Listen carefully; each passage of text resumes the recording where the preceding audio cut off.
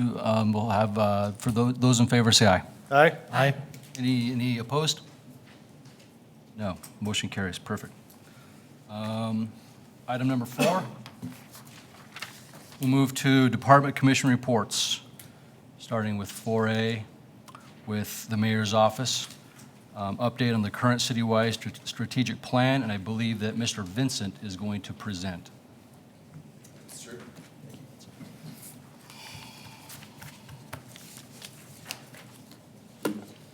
All right, Mr. Council President, members of council, I was told to keep this 2 minutes, so I'm Vince, and I'm here to provide council with a brief 2-minute update. I'm joking. From our 2016 to 2020 strategic plan, I'm happy to report that our strategic plan is on track, and we're making steady progress on our objectives. And we've got 59 total, and we're moving forward on that. As a note, Mark Niemeyer will not be here tonight to present his closeout slide. He's at some sort of virus meeting. I don't know what that's about. So, but he won't be here tonight. He did say he'll provide a memo to council on his closeout. So just an update on that.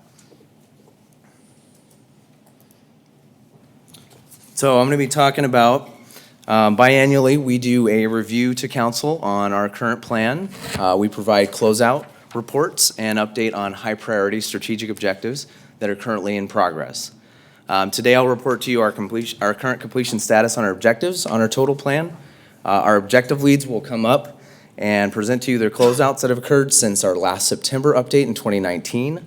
And finally, I'll discuss what's left in our current plan in the last 9 months and what we're going to be completing and potentially adopting into our next strategic plan. So how we're doing. Our current plan completion, which is the total number of tactics in the plan, we stand at 73% complete. We were at, when I last reported, when Mayor Tammy last reported, we were at 67% complete. And our goal is to be over 80% complete by the end of the plan period at the end of the year. So we're definitely on track with that. Our objective completion, we've completed 27 out of the 59 total objectives of the plan. Quite a few of those objectives have about 1 tactic remaining. That's one of the reasons there's a little discrepancy between the plan completion at 73% and the 46 objective completion status. So we've got 7 objectives between 79 and 99% complete, and we've got a few more that are almost over 50% complete. So we should have a significant amount of objectives completed by the end of the plan. Our goal is to be over 70% complete on the objectives by the end of the plan, so we're well on track to do that. As part of the new plan, as I mentioned, we may carry over some of the strategic objectives and goals into the new plan that we're creating based on the feedback, but we'll see where that gets to with our current plan completion and with our communication with our directors and with our partners and our community on our next strategic plan. There are very well many things that may carry over into that next plan. With that, we've got a few closeouts. We've got 7 total, and I'm going to have the objective leads give a brief discussion on what they've completed, what challenges they've had, and what's coming up next in those strategic objectives. So I'm going to hand it off to Caleb for a few minutes, and he's going to talk about his completed objectives under strategic growth.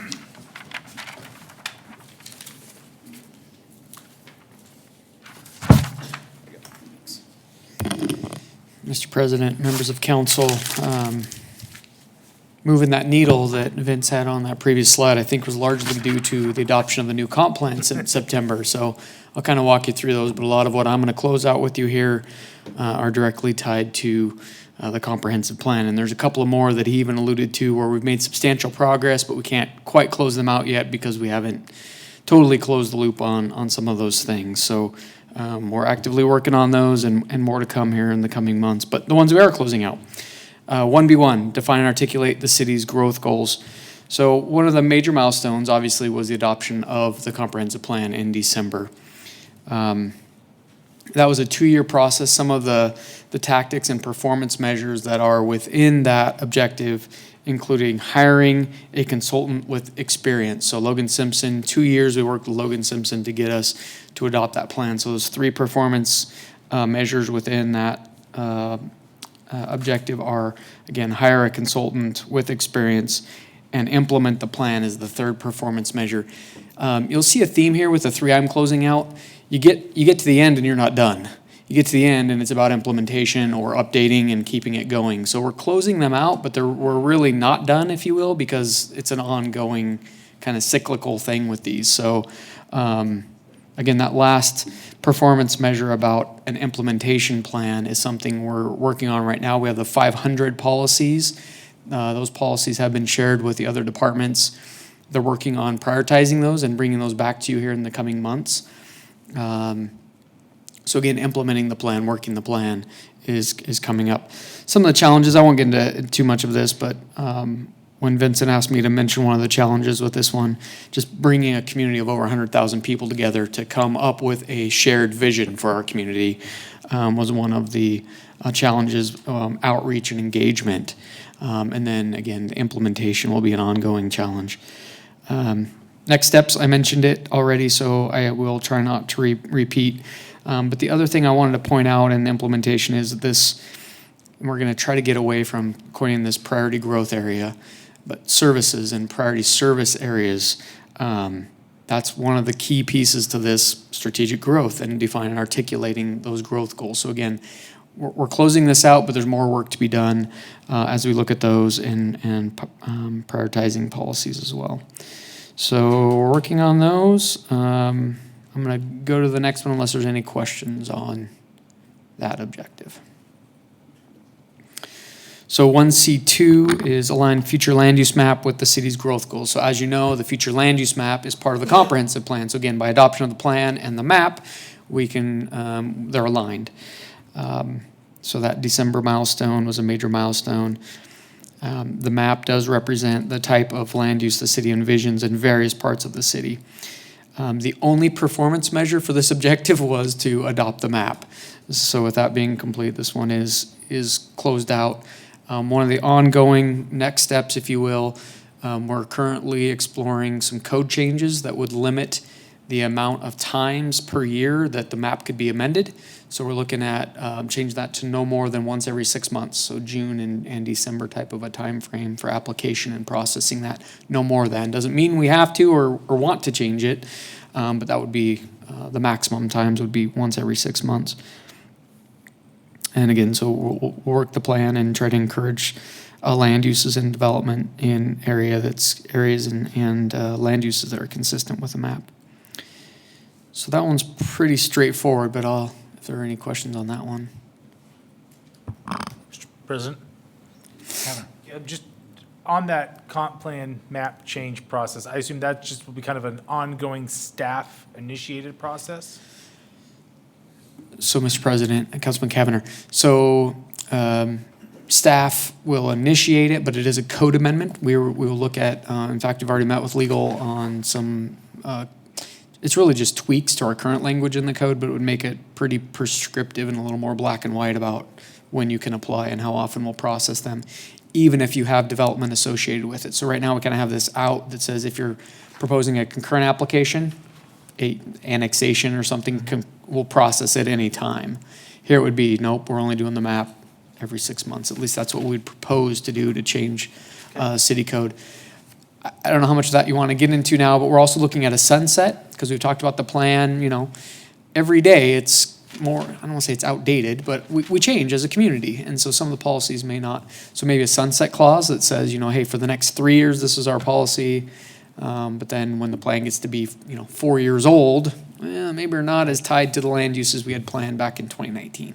So, Mr. President? Mr. Kavanaugh.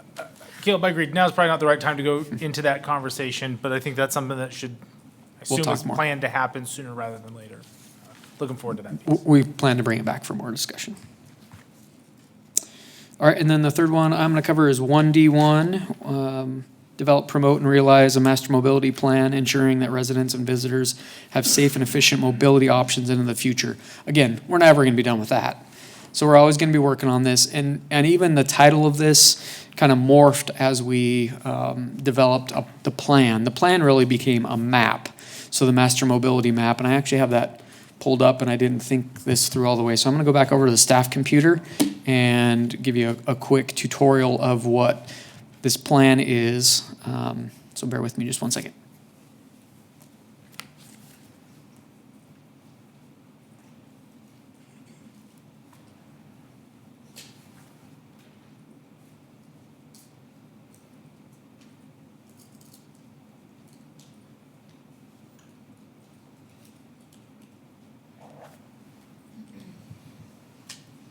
Mr. President, in the interest of time, I'm not going to reload that up. So we have developed with our Transportation Commission and the help of Kittleson and Associates, who was a sub-consultant on the comprehensive plan, developed a master mobility map.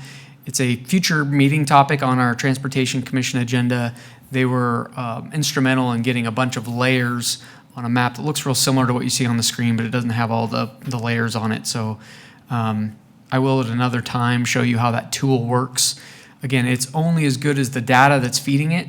And for example, we'll talk later on this afternoon about ACHD's integrated 5-year work plan. That's one of the layers in that map. So when ACHD adopts a new plan, we've got to update our map so it reflects what that agency plans to do. But essentially what this plan is ACHD's data on their 5-year plan and their 20-year plan. It's Compass's VRTs, so you can look and see where bus routes are at currently and planned, where stops are planned and where they exist currently, where sidewalks exist, where roads are widened and what they're planned to be widened to. So it's both the here and now as well as the plan for our future network. The thing that we'd like to grow on this is really kind of twofold, again, besides just the maintenance to make sure we've got good data and it's pointing to the right information with ITD and ACHD and Compass VRT, but is to have our Transportation Commission look at changes in technology. So what are we going to be doing to plan for e-scooters? We've already have had a little bit of experience with that, but a multimodal network, the drones, autonomous vehicles, what role do those play in our community or possibly play in our community? And then looking out further than our transportation agencies typically do. 20 years is the maximum they're looking out. 20 years comes and goes pretty quick. So we want to look out 40, 50, maybe even 100 years, and what should we be doing now to plan for those future generations? So that's kind of the next iteration. There's a foundation in place, but the Transportation Commission is really going to take this ball and start to build on it with some of the things I just mentioned and what should we be doing to plan for, again, a multimodal, where's our slide, safe and efficient mobility options into the future. So we're closing this out, but again, it's an ongoing objective that the city has, and we're as staff will continue to move this forward. So again, I'm sorry I didn't preload. I meant to and forgot to preload the rest of the layers here. But I will stand for any questions you may have, and I'll show you that tool, that plan at a future date. Any questions for Caleb? Good, thanks, Caleb. Thank you. You're from the city. Sorry. Is that better? Let me move my computer, so there we go. Sorry, Dean. Mr. Council President, council members, I've got the closeout presentation for 3A2, which is improving citizen access to government. And as Caleb mentioned, this is one of those that you get to the end, and as you know, you never stop improving. It's just we're at the end of this iteration. And so we'll certainly look to operationalize this and look moving forward, what does improving citizen access continue to look like? But with that, we'll touch on a few things. Sort of service updates. As you are aware, we've started taking phone testimony and email testimony. We also have the capability of doing video testimony inside of things like emails. It is a little clunky right now because of file sizes and things of that nature, but we do have the ability to do that, and that information is posted as part of our public noticing when it comes to public hearings. So I know that we've seen some video files in previous hearings.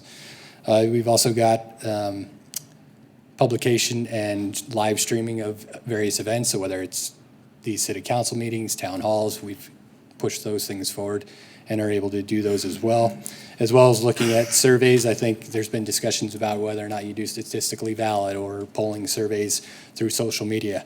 Honestly, I think those are really case-by-case basis, depending on what information you as a body are looking for on any given topic.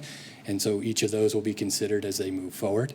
So those are some of the service updates that we've seen throughout the last 6 months or so since the last update. Challenges, I think the video testimony is probably one of those challenges, and how you just manage the size of those videos and how does that look from a testimony perspective? How do you manage it? Do you take text messages? And if you have large scale hearings like Costco's of the world, how do you manage hundreds, potentially thousands of inputs? in a live meeting. So we'll continue to look at that ongoing as we move forward. And then you've got various services that other agencies offer that we have looked at, for instance, the DMV through the county. County just put out an article that said they may slow that process down now based on the funding and some of the things that are going on at the legislature.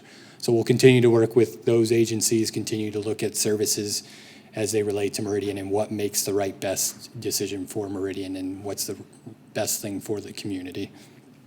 Next steps, the performance measure is hanging out there. There's a survey that'll go out in late spring, early summer to evaluate. We're trying to get to 65% satisfaction, up from 61. Obviously, it's not completed yet, but it is implemented. We are moving that forward, so we'll bring that report back to you as soon as that survey result is complete. And then we also have the advisory voting element that is hanging out there. We had hoped for some movement this legislative session due to other activity in the valley. That didn't happen, so we will be working with the clerk's office in the county for the next legislative cycle to see whether or not the city should take something on, and if so, what does that look like, and certainly discussions with you all about what that means moving forward from an advisory commission. So with that, I'll stand for any questions on 3A2. Any questions for Dave? Mr. President, Ms. Perot? so you had said that the goal was to seek 65% satisfaction. So in the result of the survey, not participation of survey of people being surveyed. Is that right? Council President, Just Councilwoman clar- Perot, that's correct, yes. So to actually see an improvement in the public involvement question of the survey. Okay, I see. Thank you. Mr. President, Ms. Reed? just wanted to maybe put a placeholder, for further discussions about potential town hall meetings or some other types of meetings where we go into the city and meet with people in different parts of Meridian. Just feels like that could be a future discussion item that fits really well with responsive government. And we can each approach it differently or have an open discussion at a later point, but just wanted to make sure we have that kind of on the list as something that should be discussed. Shred, it's your lucky day. That's going to be item 4E. So we'll be discussing that today, this evening. Got it? All right, thank you.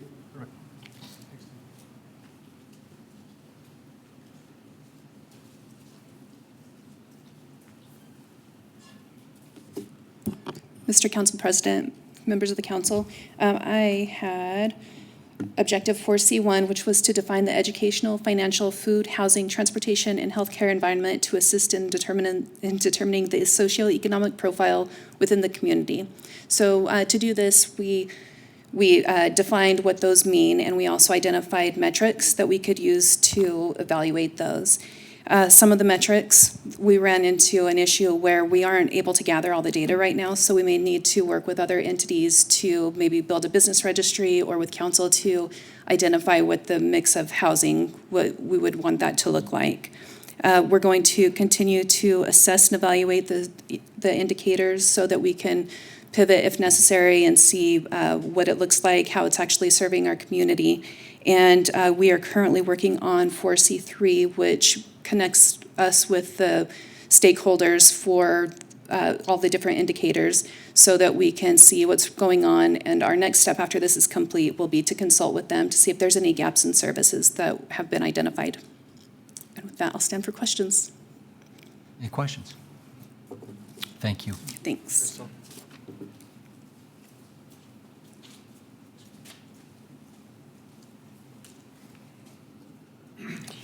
Council President, members of the council, I'm here to report out on Objective 5A4, which was to foster development of discovery parks that uniquely blend arts, entertainment, and culture.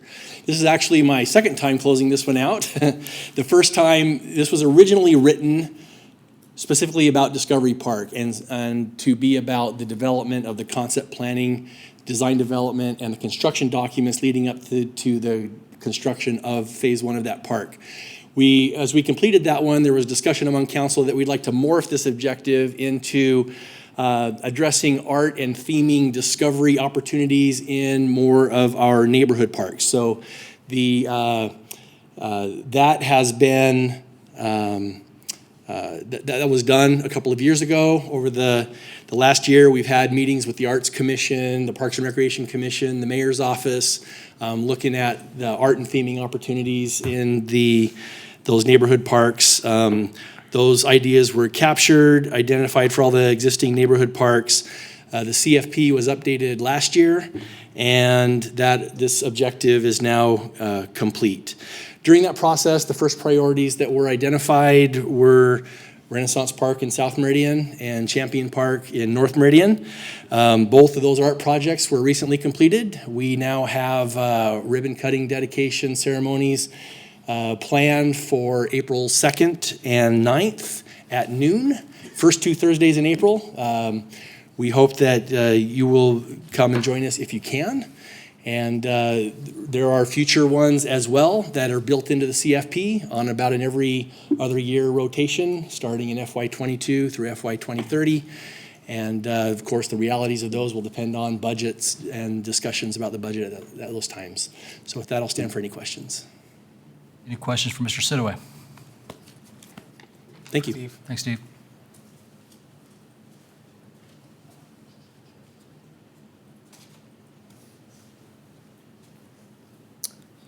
I'm back. All right, and you all received a memo on the high priority updates. We did this a little differently this year. Do any of you have any questions on any of the high priority updates that I sent out, or if you have any questions on any of those updates that I sent to you?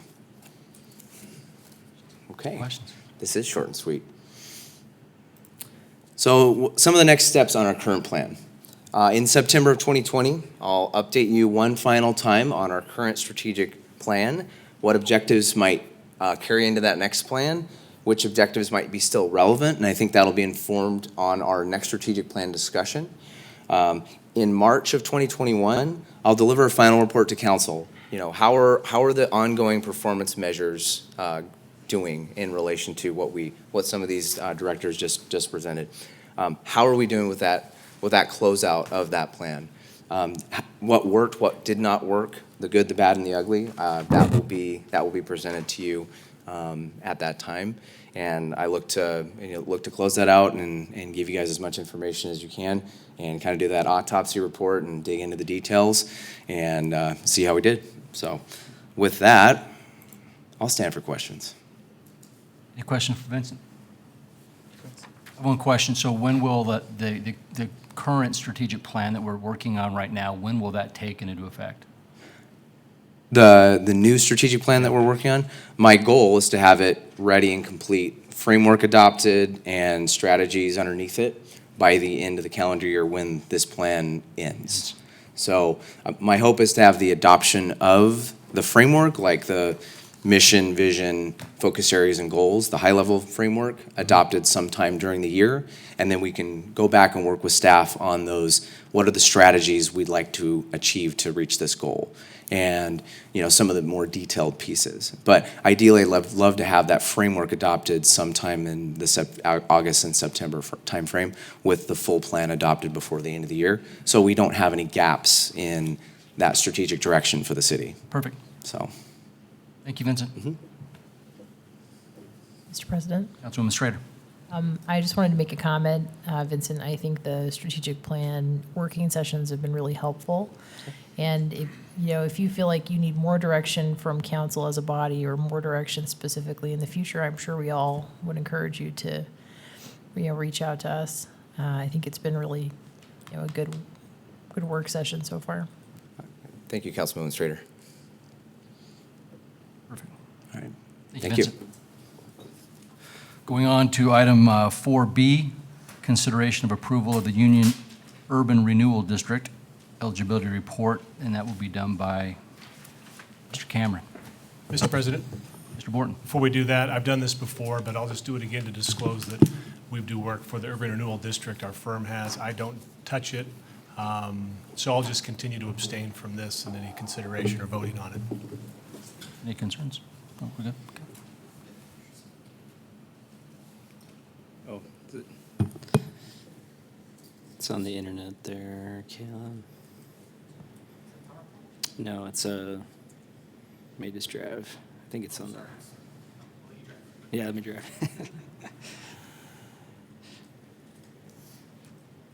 Here we go. Thank you, Mr. President, members of the council. So good to be with you, as always. Beautiful day. beautiful opportunity to talk about our downtown in particular and some of the incredible revitalization and redevelopment that's occurring.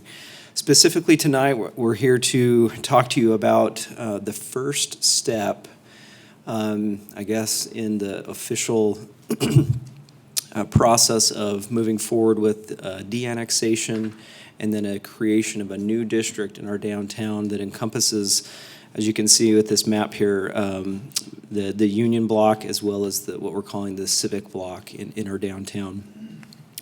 And just wanted to let each of you know that this is, again, the first step in that process. So the Meridian Development Corporation has adopted the plan, and per that process, it now comes before you for your consideration as the ultimate decision-making body on that.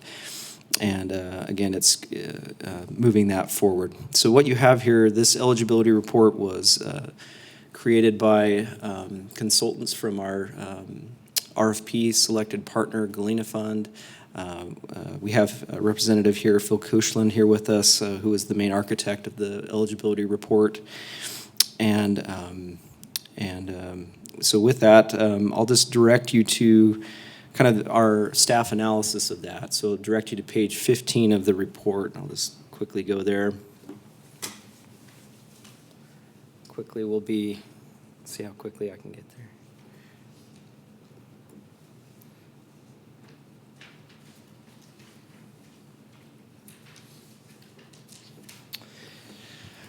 So for eligibility for urban renewal per code, you have to kind of meet 10 or have a reasonable basis for meeting the criteria of the code. And as you can see here, there's these 10 basic tenets. The current area meets 8 of them, and just point you to the ones that it does not meet. So diversity of ownership and tax delinquency. I think it's important to note there that diversity is somewhat difficult because it's a very confined, very small district. You have essentially 2 blocks there that you're looking at. And then as far as tax delinquency, you have people that are paying their taxes there. So you either meet or you don't meet that. But that being said, and of course the civic block is civically owned, so there's no taxation occurring as it stands now. So with that said, staff feels very comfortable that the consultant's report meets the intent of the code and that the eligibility is warranted. It's also somewhat redundant, meaning this area is currently in our downtown district as it stands, so arguably it already qualifies per our existing plan. We're just now taking it out and making it its own specific district.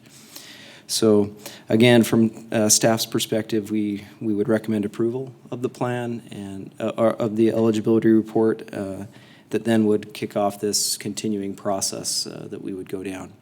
And just to kind of highlight that for you in your packet, so if accepted today, we would move to work with the consultant and the other MDC staff to further draft the plan, and then we'd look to bring that draft plan back to you next week at the work session so that you could have a review of that plan, of that draft, and collect any specific comment on the plan. And then we would, then it would go to MDC for their consideration of approval on the 25th. And then from there, if approved, it would move on to our P&Z Commission April 16th. And then we would look to bring that to this body again in a final form in June. There is a series of readings. Those can be waived, I understand, but we have planned in our schedule to have the full 3 readings there and looking to adopt this by the end of June. So I did provide each of you, just in case, just a refresher on how urban renewal works. There's this document that prepared for each of you. If you have any questions about that, certainly we can talk through any questions you may have. But with that, Mr. President, I'll stand for any questions. Any questions for Cameron? Questions? Questions? Okay, thank you, Cameron, appreciate it. That leads us to the resolution for the eligibility report. Do I have a motion for that resolution? Mr. President, I move that we adopt resolution number 202188. Second. Second, I have a motion and a second. All those in favor, say aye. Aye. Any nays? Okay, motion. Abstain. Okay. Motion passes.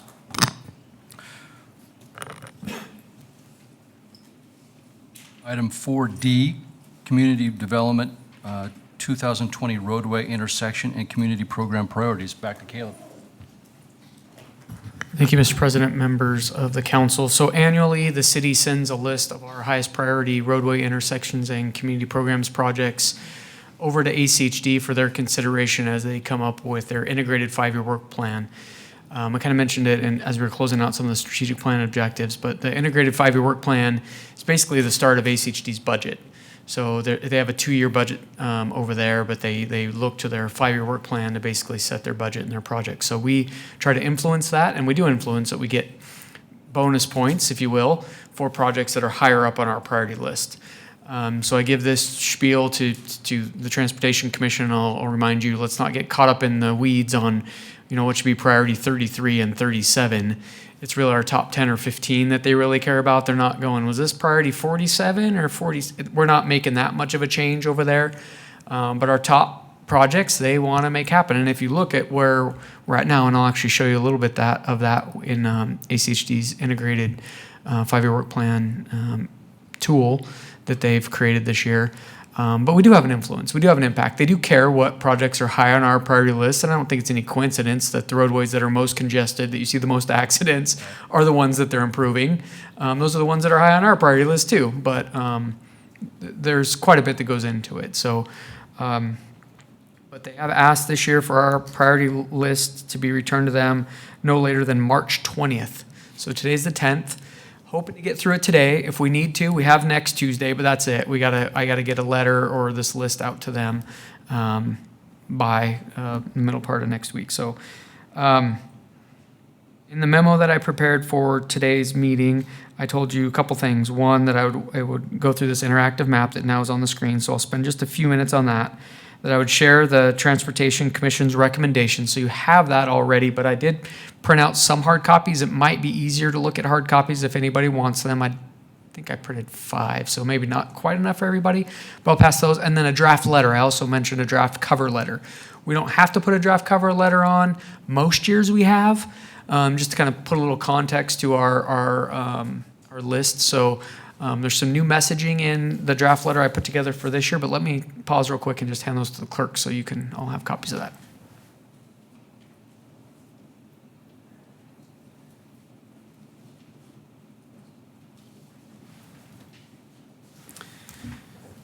Mr. President, your meeting, but I was kind of planning on going through the list of priorities, and then we can double back to the letter and all that if you'd like. But if you want to read that, maybe if there's a lull in our conversation or whatever, or just get me feedback after the fact. But I think the biggest thing is to make sure we got our list right.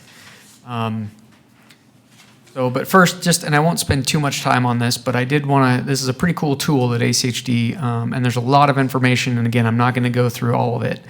But this interactive tool that they've created, you can click on a project, it'll tell you the project name, when it was designed, the construction year. It'll send you to that project website as well, so if you want even more information than what's, for most people, this is enough information, but if you want additional information, like who the project manager is, or this one should have it, that'll be on their website as well. And we'll talk about community programs as well. So if you wanted to look at community programs and what's already in their integrated 5-year work plan, maintenance, bridges, again, we won't look at that too much or at all today. You can see what projects in Meridian are already on their horizon for construction in the next 5 to 7 years. So this is a pretty neat tool to see. And if you look at the spreadsheet, so do we have enough for everybody? Not quite, huh? Does anybody want one that didn't get one? I can run a print real quick. But if you look at our top roadways and intersection projects, 5 of the top 6 are in ACHD's program right now. So that's pretty good. I mean, and we only have a couple of them that are that high up. A project on Victory and one on 10 Mile, 16 and 17.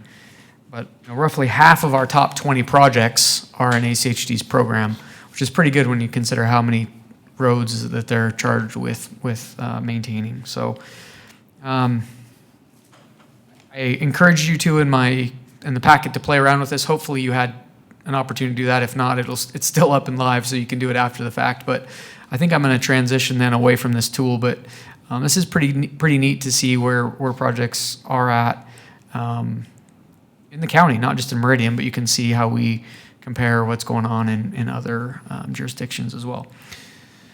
The other thing that's really cool is Brian has created this map that's also interactive. Right now it's a little busy because I've got everything turned on. I've got your roadways, I got your intersections, and I got your community programs. So community programs are the green ones, intersections are in blue, and roadways are in red. So this is everything. But if you wanted to say, hey, where's you stick to 10 Mile? Oh, there it is. It's priority 8. It'll zoom right to that project. There's some more information that you can, real similar information. So this is really hyperlinked to a lot of what ACHD's interactive tool is. So it gives you a lot of the number. And we're tracking it historically now too. Where has this project, where did it start? We aren't going all the way back in history, but 5-year average, where did it start? It's 28. Now we're up to priority number 8 now.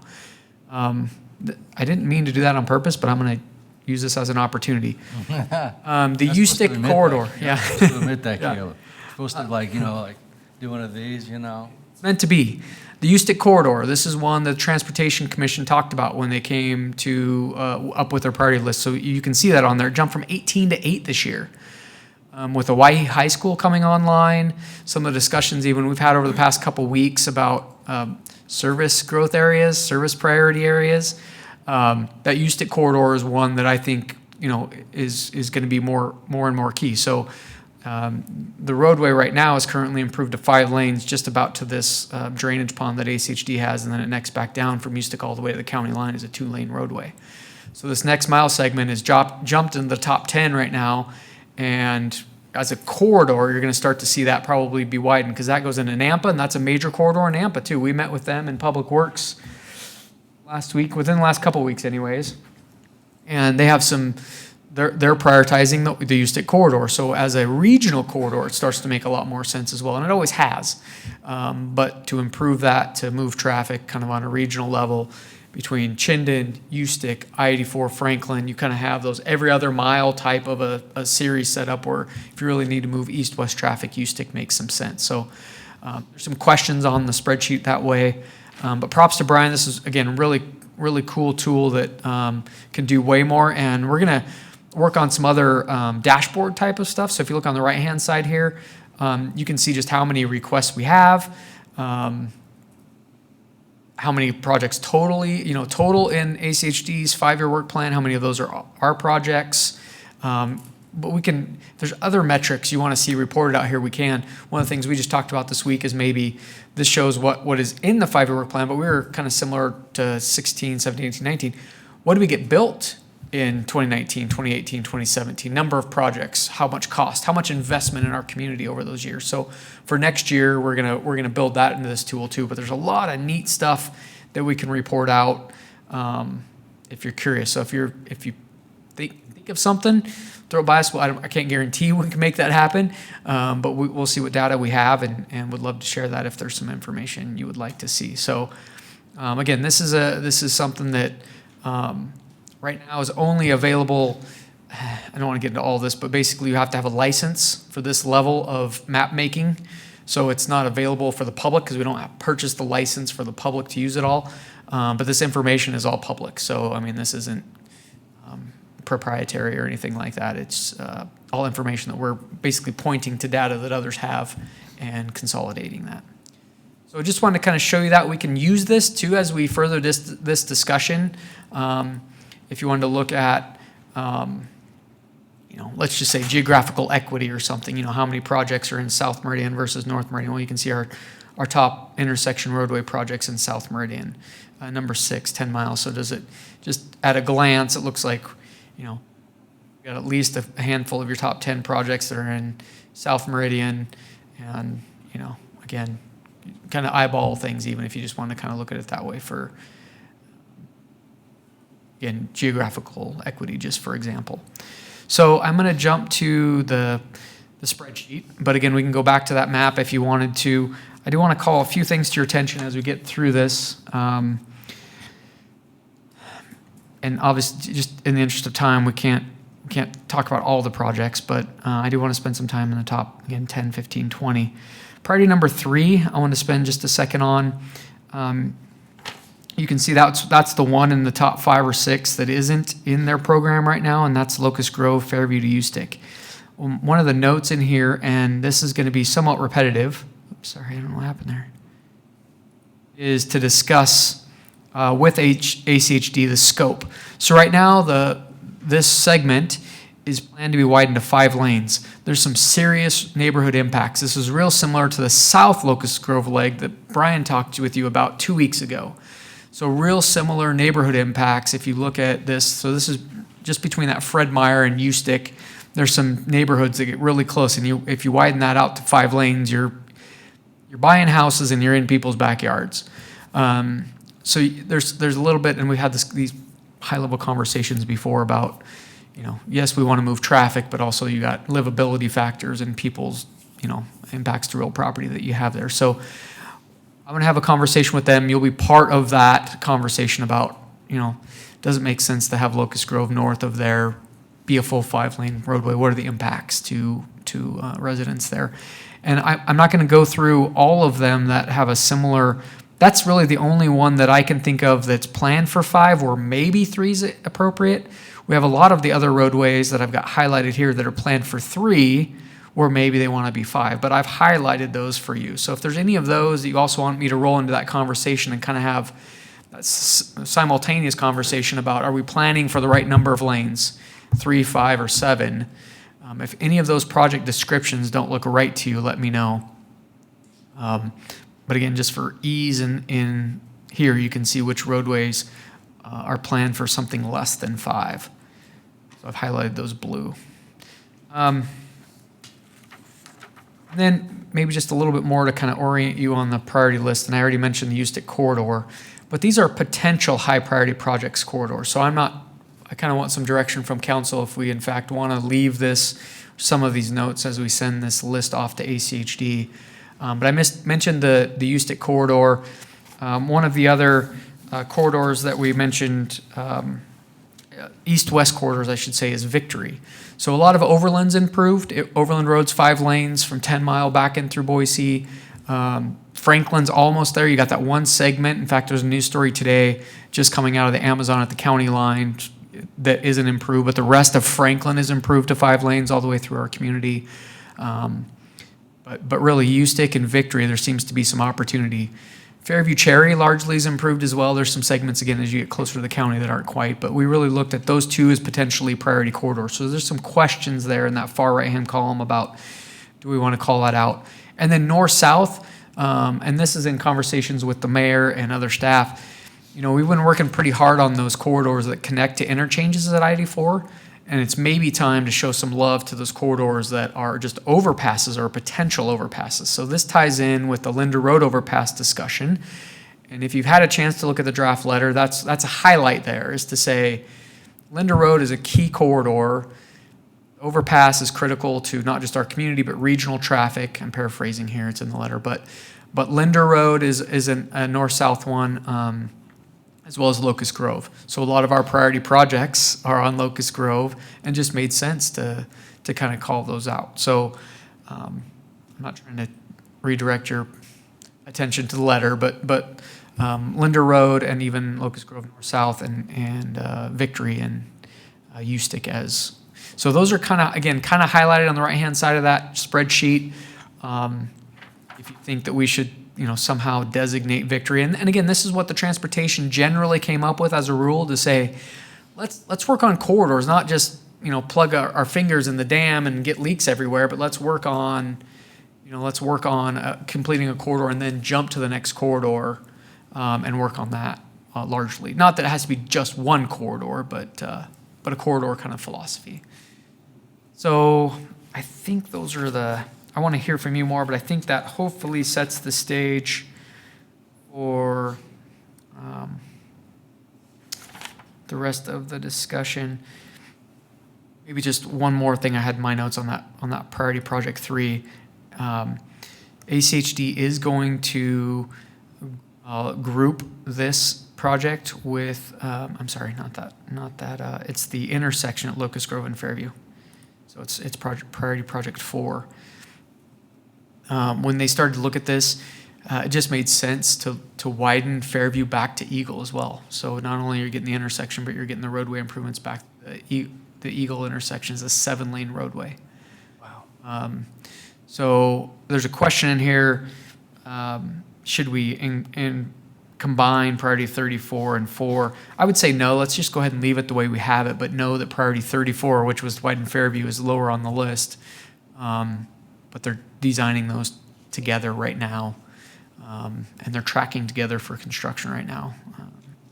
So more to come on that, but I think those are the things that I had highlighted, and I will look to make notes, make changes kind of in the spreadsheet as I hear comments, feedback, or if you just want to endorse this list, I'm okay with that too, and I'm sure the Transportation Commission would appreciate it. So, Thank you, Caleb. So, council, we have an opportunity to discuss this list and give thoughts. If you want to change things around, if you want to add things, give your opinions, so on and so forth. So, do we have anyone that wants to kick it off? Mr. President, Ms. Perot? I'd like to ask Caleb a quick question. Sure.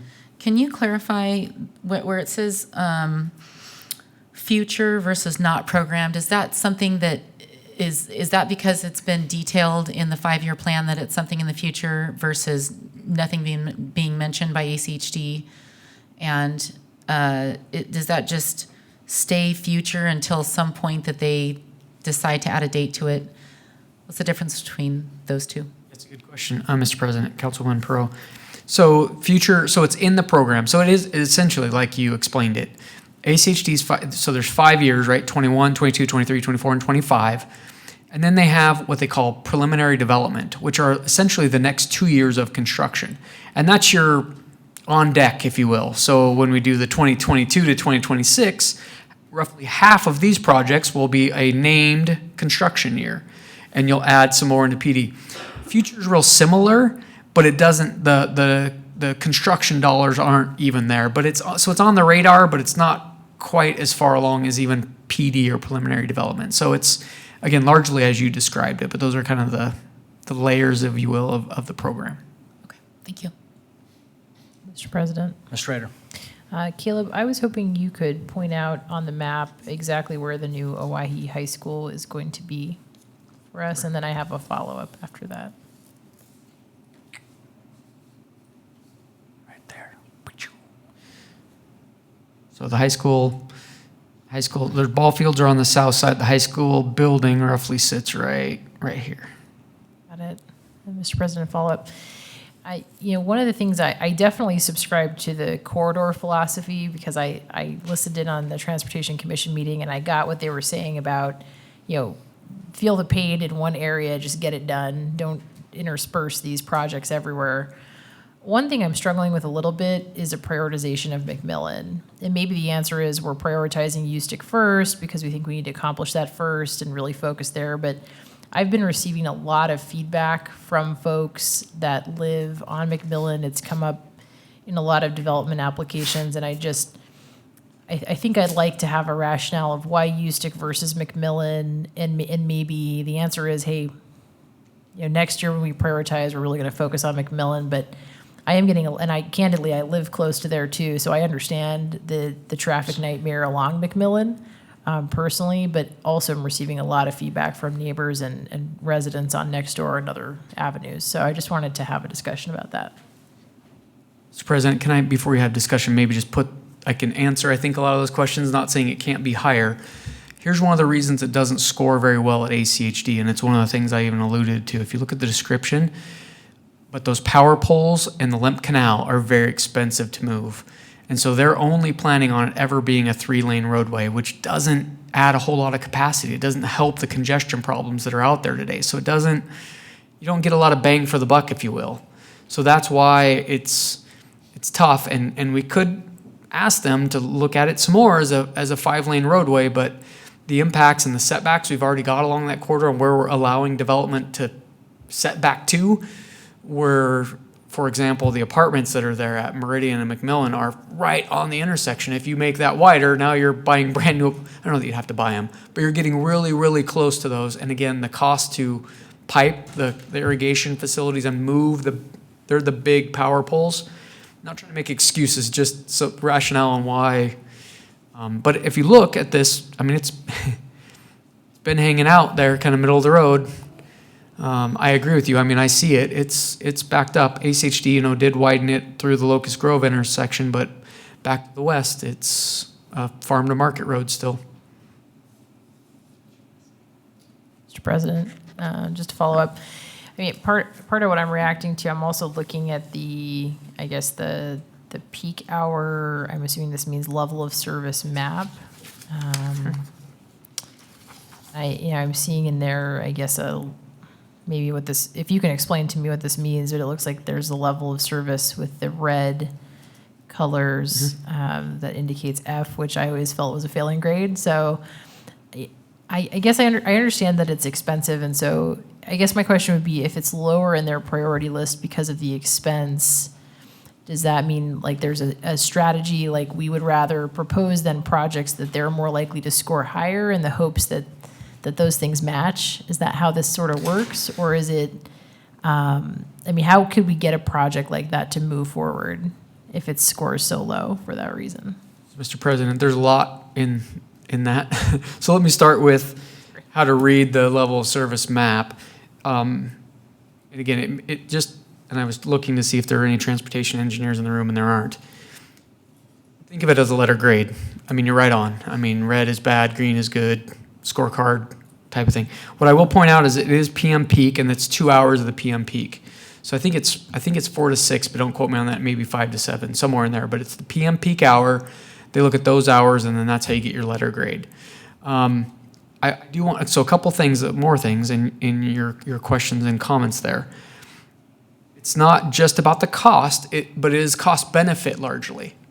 So again, because you're spending so much, but you're only gaining a center turn lane out of the deal, it doesn't score real well on congestion mitigation. So you're not adding a whole lot of capacity to the roadway. So they really do put a lot of stock in the cost benefit, but it's not just cost. The other thing I just want to make sure we're thinking about, and again, I get it, it is a high priority, but with Chinden being widened, I'm hopeful anyways that relieves some of the congestion on McMillan, and that provides an alternate route that is more regional that can provide some relief to, so in a year or maybe 2, let's see what McMillan looks like, because the models don't show it needing to be widened to 5 lanes, because you've got U-Stick and you've got Chinden that can provide kind of that through traffic, and McMillan can be more for the Paramounts of the world and the folks that aren't going maybe to Nampa, but because right now you get people that are using McMillan as a regional corridor, and it's really not long-term planned to be that artery, if you will. So, One more follow-up, and then I'll get off of the McMillan train. No, I think that makes sense. I also think there's some rationale. There are only so many construction projects one area can handle at one time, and I think with the amount going on Chinden, and then with U-Stick potentially being under construction, we've already got Meridian Road. I just think the residents there are going to be, up in arms already. So I feel the rationale. I understand what you're saying. I guess I'm okay with waiting for a year to see if, or 2, to see if the Chinden Road widening and U-Stick corridor really solve that problem. But I do think in the future, if we come back and we find we have the same issues going on McMillan, we absolutely have to move that up in a future year. But thanks for that context, Caleb. That was really helpful for me. Thank you. Mr. President. Mr. Hoagland. Question, Caleb. On number 8, U-Stick Road, 10 Mile to Linder, that has, for a quarter mile, it has the 5 Mile Creek through on the south side of that. So that's going to be very expensive from the ACHD has a pond there that you see in the gray, and then the creek comes along Ustick Road till it veers a little bit there. And right there, coming into Pebblestone, right there in the eye of Ustick, West Ustick Road, there is no turn lane. And I understand your comments. You were talking to Councilwoman Strader earlier about they look at congestion relief and doing things, which means widening. Due to the expense, and we know we're in competition with other communities and their top 10 lists, and there's only so much money in the pot. But do they look at things that they can do now when someone turns left on that with no turn lane and traffic's coming to the east, you get back up past Linder Road because of no left turn lane. And it's just, and this was done in the mid-2000s, and I don't know why they didn't put in, probably because of, but there is room to the north side to move that in. But anyway, where I'm going with this, do they look at those types of things to put in a low-cost temporary solution until funding's available for a much more expensive solution?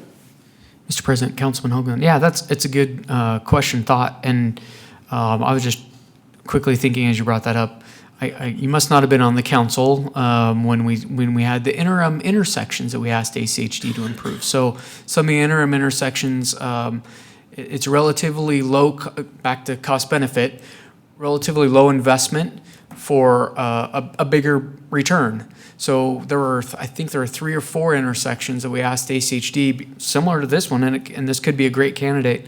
If it's not in the program, so if they're not looking to fully invest in that and rebuild it the next 5 years, and then get a 5+ year life cycle out of adding a turn lane like that and signalizing it, we've been relatively successful in asking those types of things. Typically, what we do with that is put those types of requests in our cover letter. So that could be a candidate to say, hey, it's not worthy of it's not a real project, but if you have some maintenance forces out there and can scab on a little asphalt and maybe throw up a turn lane, maybe a signal, but even a turn lane might help. That's fodder usually for a cover letter. Hey, if you can fit this in. Mr. President.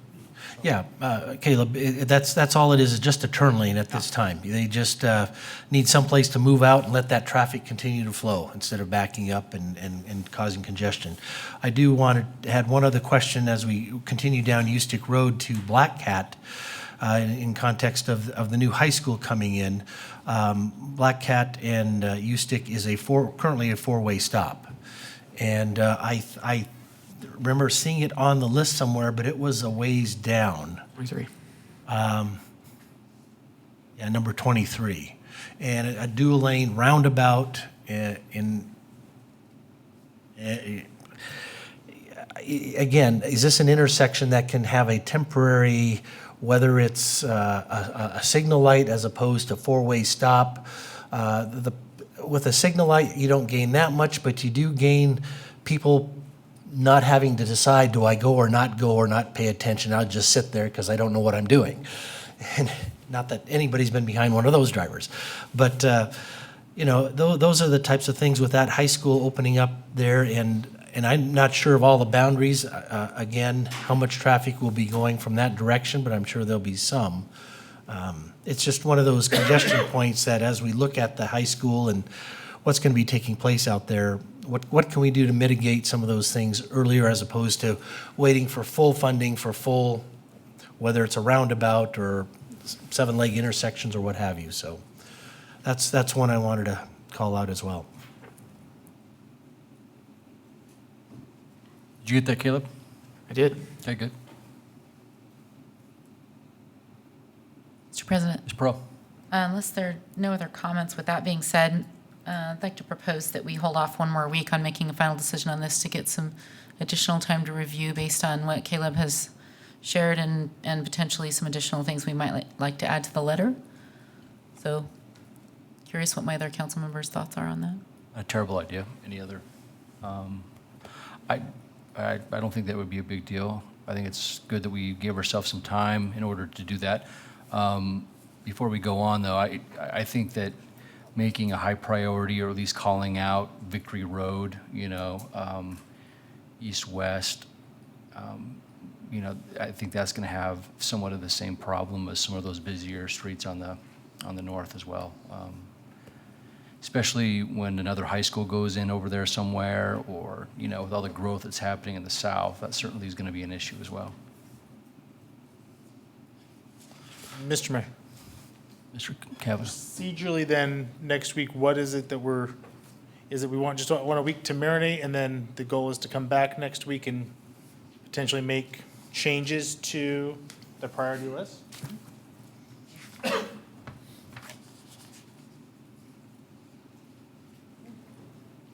So, Mr. President, Yeah. if I could just ask while you're looking at the priority list, I'll take the feedback on the letter too. And maybe even just a little bit of direction. I mean, what Councilman Hoagland mentioned or requested on the 2 intersections and turn lanes there, I'm going to incorporate that in unless someone shakes their head and says, no, don't. But I'm going to work that into the letter, and probably the Victory as a high priority corridor into the letter. Is there any other initial feedback you have on the letter that you'd like me to include, or review it at your leisure if you can get that back to me, and then I'll regurgitate it back to everybody, you know, Friday, but with a packet or whatever. Mr. President? Oh, and maybe this is a conversation that we either have now or over the next week. In the past, for our new council's benefit, the Highway District has been very enthusiastic if the city has ever either volunteered or spoken about a willingness to provide funds to help accelerate roadway projects. I don't know if that's something this body supports, something I'm in support of, specifically in some of our high demand needs. If we can get projects moved up on their list because we're willing to allocate some bucks, that's something I would want to communicate in this letter, that we stand willing and open to having those conversations with the Highway District. Again, details yet to be determined, but when you look at, I know we've talked in the past about number 2. Number 2 doesn't become real without, I think, the city Right. investing in some fashion or another. But I think there's a couple other spots around Meridian, and Councilmember Strader was speaking to one of them, Councilmember Hoagland speaking about another, that we could potentially move at a higher rate if we as a city are willing to allocate some dollars. Just as an aside, it's something I have really struggled with. We're not the roadway authority. We're essentially using, you know, taxpayer dollars that are designed to be allocated for firefighters and parks and police officers to take on these transportation challenges. But I think our citizens expect it from us, and if we can move things along and make life better for them, I think we should at least be open to that conversation. Mr. President? You pick. I was just going to mention, my understanding of that process is that the city would eventually be reimbursed. Is that correct? If we front the dollars toward the highway district, it's not a guarantee that we will be, but there's a likelihood or I guess I would need to understand that piece of it to get on Right. board completely, would be the likelihood of being reimbursed at a future date.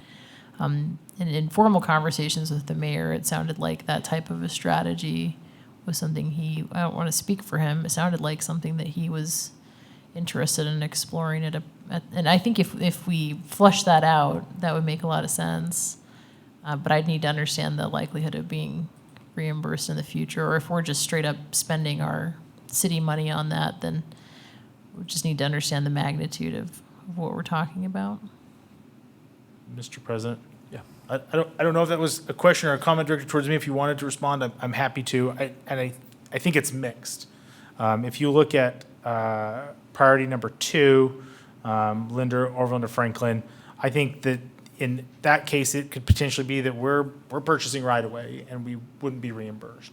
I think with other projects, we come in, we do it, and then get reimbursed by development at a later point in time. I think both are in play. Both move projects further on the list. But in some cases, we could expect to be reimbursed. In other cases, we wouldn't. Agreed. Well put. Ms. Pro? I agree with Councilman Kavner's proposal, but I imagine there's more projects than we would have funds for, as always, right? And so the hope would be that if we were to invest those funds, that it would improve response times for fire and for police. That would be an end goal. And so I would suggest that we keep that in mind if we are going to spend those funds and we're going to prioritize them, that we're making sure that it's improving the response times for our fire and police, and then it, isn't just about moving people in the city, but it also Right. accomplishes a couple of goals, yeah. Mr. President, I think it would be so hard for us to say, we're willing to allocate dollars for these items. I just think that the letter is that opportunity to provide a little bit of that narrative. And I think that's an opportunity to say, we believe in this partnership, we recognize the demands of transportation in our community, and we're willing to partner if it makes sense with the right project for our community. Mr. President, Mr. Holcomb. one more item I want to throw out there just for consideration, possibly for the letter, is another turn lane. And it goes back to development we approved about a month ago, in fact, on Black Cat with the Compass Charter School. And that intersection at Franklin and Black Cat is a seven-legged one. In fact, you can see the gray concrete going up, and then where it narrows up there to the south, Caleb, up there at the top. And then you have Aviator Street, and Compass School is back there. We know that, and to the north of that is the property that will be developed, and we know there's going to be sidewalk and right-of-way for future expansion. But what I'd like to see is if right there are two houses, it appears, that just have right-of-way, and it looks like they have prepared for that acquisition in the future. And that would allow at least a turn lane to be put in with the development and utilizing that land to the north of Aviator, a turn lane to be put in. We know there's railroad up there and there's future land needed for right-of-way, but just for a turn lane, it might be one of those things that low-hanging fruit, in other words, low dollars, to put in a turn lane for a school that's there would help with the safety. It doesn't address on the the west side, a sidewalk that Councilwoman Perot had pointed out before, but at least on the east side where that property is going to be developed, there'll be a sidewalk right to the railroad tracks, but not over. So there's still a gap, but at least it's a start, and if we could get in a turn lane there, that would certainly be a benefit there. Mr. President, Ms. Pro. one more thing on that is that now that 10 Mile has been under construction, Chinden's been under construction, both the Black Cat and 10 Mile intersections, traffic down Black Cat has just like tripled. And while that's a temporary thing, it's not in the sense that we have at least another 2 to 3 years of improvements along those two roads. So just to point that out, that in a few months' time, Black Cat Road has now become this major thoroughfare that it didn't used to be. And I don't anticipate that once people change their traffic patterns, sometimes they just leave them like that. We'll see. Well, Caleb, doesn't look like we're going to come to a full agreement tonight. Probably going to have to continue this dialogue to next week, most likely. But what do we need to plan for next week so that we're prepared and for a continued discussion? Mr. President, I'd put that back on you. I feel, except for maybe some tweaks to a letter, and again, if you have some language, send that to me and I'll update the letter, but I'm not really planning on sharing anything. If you could just review it and come prepared to discuss, and Perfect. if you want to give me a heads up on any changes that might make it run a little smoother, to priority numbers, and then I can make some notes or whatever, but you tell me what you need. I'm not planning on really doing much else, just listening to the dialogue next week and getting ready to ship that letter off, so. Caleb, I don't believe we need any more presentation. What I'll ask council to do is go over this, and if you do want some, dialogue in regard to certain items, then maybe shoot that to Caleb and have that discussion, and maybe give him heads up so that the discussion next week can go quicker. And then if we could look over the letter and offer up any type of changes or whatever to Caleb in the meantime, so that we can have that prepared for Caleb to be finalized next Tuesday. Mr. President? One thing I would just like, that I think would help me with touching on the city's willingness to fund future projects or advance funds for future projects, is if there's just some background information that someone has prepared, or some kind of information on how that would work, or like an example of a city doing that. Just because I'm new and I haven't seen that and don't fully understand it, that would really help me.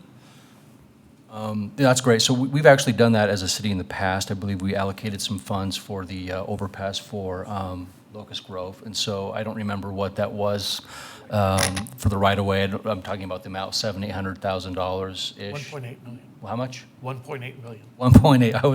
I was only off $1 million.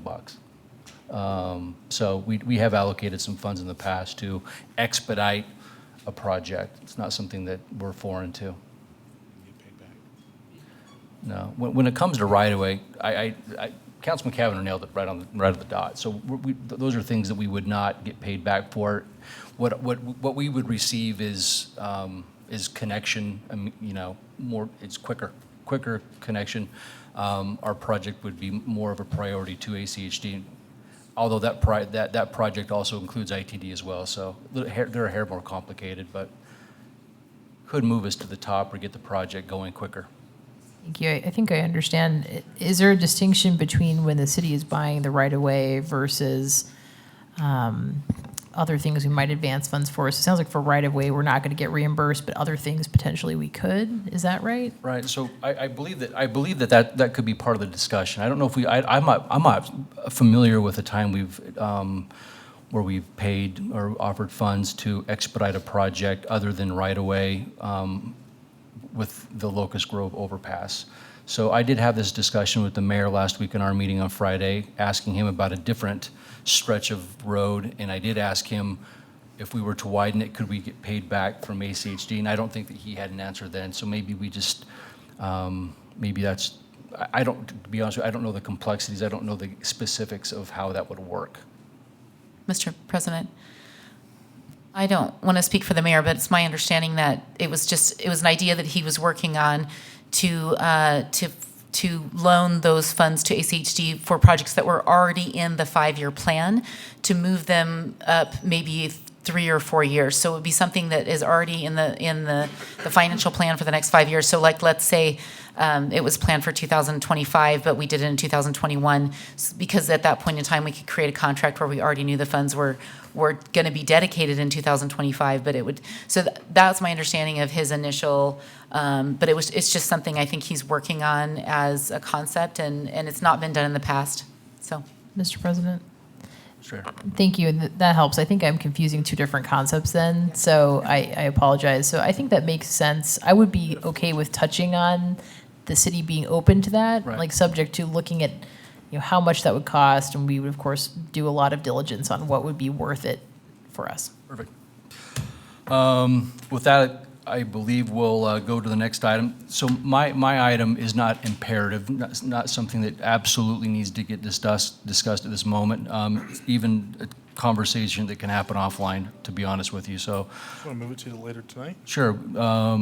Would that be possible, Bill? What? Mr. President, as long as at the beginning of the meeting, you make clear why you're adding it to the agenda at the last minute, that's all that's required by statute. The beginning of the next meeting? Correct. Okay. Is that okay with council if we do that? Okay, perfect. We'll handle the resolution at that time as well. So we do not have any executive session planned, so I believe we've come to the end of the meeting. Do I have a motion? Mr. President, move we adjourn. We have a motion, a second. All those in favor say aye. I Aye. Motion passes. We're adjourned.